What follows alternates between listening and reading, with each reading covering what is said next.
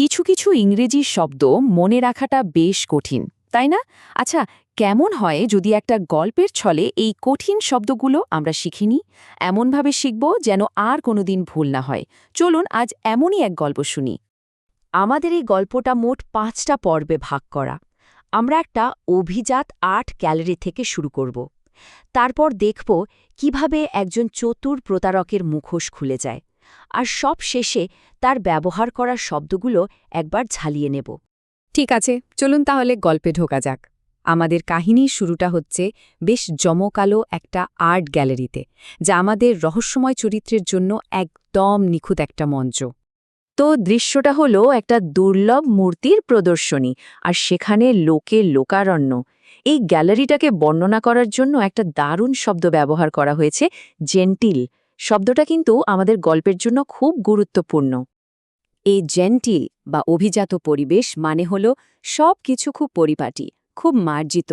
ভাবুন তো, এমন একটা জায়গা কিন্তু একজন ধুরন্ধর লোকের জন্য একেবারে আদর্শ, তাই না? সে চাইলেই সবার সাথে মিশে গিয়ে নিজেকে আড়ালো করতে পারে, আবার সবার মনোযোগ কেড়ে নিয়ে তার আসল উদ্দেশ্যটাকেও ঢাকতে পারে।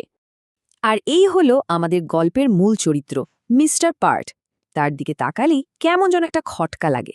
তার চেহারায় একটা অদ্ভুত বৈপরীত্য, যা আসলে তার ছদ্মবেশের প্রথম অংশ।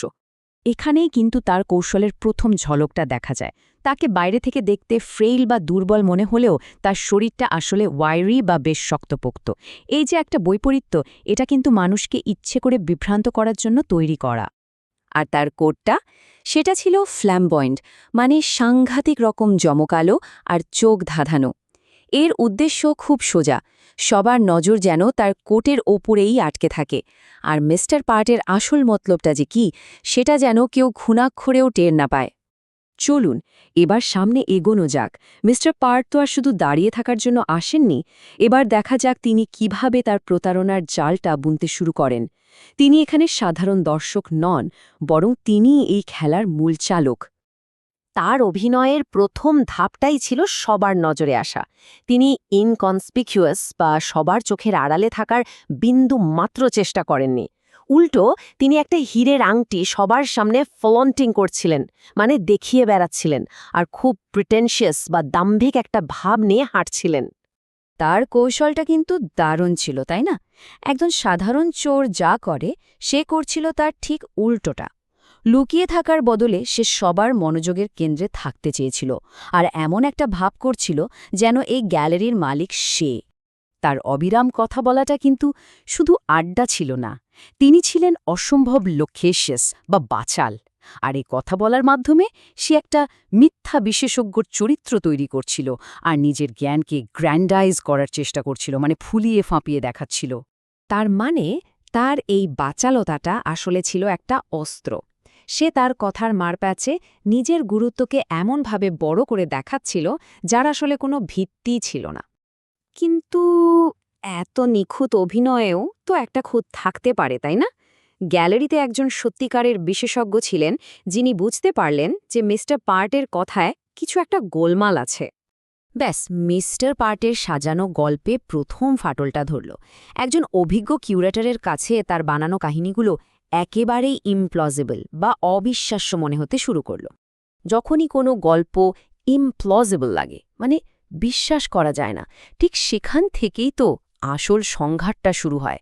আর এখানেও ঠিক তাই হলো। কিন্তু চ্যালেঞ্জের মুখে পড়ে মিস্টার পার্ট কিন্তু একটুও দমে গেলেন না, বরং সে আরও ইম্পিউডেন্ট আর ক্র্যাশ আচরণ শুরু করল, মানে অভদ্র আর রুক্ষ ব্যবহার।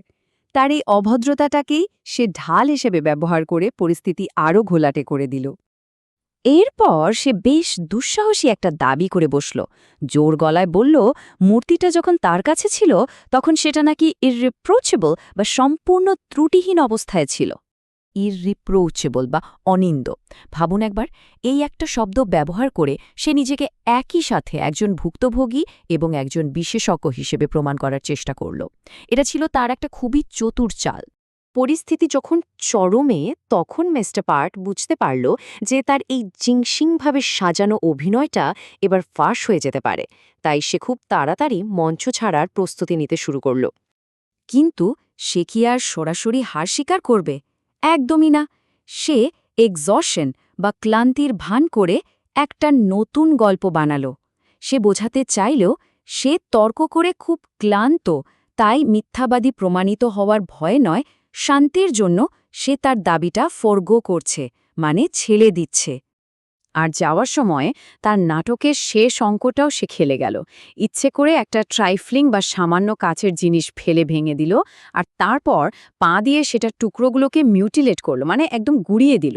এটা ছিল তার রাগ দেখানোর একটা অভিনয় মাত্র, আর কিছু না। আর ঠিক এইখানেই গল্পের আসল মোড়টা আসে। যেই মুহূর্তে মিস্টার পার্ট গ্যালারি থেকে বেরিয়ে গেল, তখনই তার এই এল্যাবরেট অভিনয়ের পেছনের আসল উদ্দেশ্যটা পরিষ্কার হয়ে গেল। অবশেষে আসল সত্যটা বেরিয়ে এলো। তার এই অস্টেন্টেশিয়াস বা লোক দেখানো অভিনয়টা ছিল শুধুই একটা আবরণ। এই দুর্বল চেহারার বাঁচার লোকটা আসলে ছিল একজন ইনডম্বিটেবল বা অদম্য চোর। যখন পুরো গ্যালারির মনোযোগ তার দিকে, ঠিক সেই সুযোগে সে আসল মূর্তিটা নকলটার সাথে বদলে ফেলেছে এবং বেরিয়ে গেছে সম্পূর্ণ নন-শ্যালেন্ট বা নির্বিকার ভঙ্গিতে। মিস্টার পার্ট তো তার কাজ হাসিল করে চলে গেছে। চলুন এবার তার এই নিপুণ প্রতারণায় ব্যবহার করা শব্দগুলো একবার শেষবারের মতো দেখে নেওয়া যাক। ভাবুন একবার পুরো ঘটনাটা। সেই জেন্টিল গ্যালারিতে ফ্রেল কিন্তু ওয়ায়ারি চেহারার মিস্টার পার্টের প্রবেশ। তার পরনে ফ্ল্যামবয়েন্ট কোট, আচরণে প্রিটেনশিয়াস ভাব, আর মুখে লকুয়েশিয়াস কথার ফুলঝুরি। যখন তার গল্পগুলো ইমপ্লজিবল মনে হলো, সে ইম্পিউডেন্ট হয়ে উঠল। শেষে এক্সস্টনের ভান করে একটা ট্রাইফ্রিং জিনিস মিউটিলেট করে ননশ্যালেন্ট ভঙ্গিতে বেরিয়ে গেল এক ইনডমিটেবল চোর।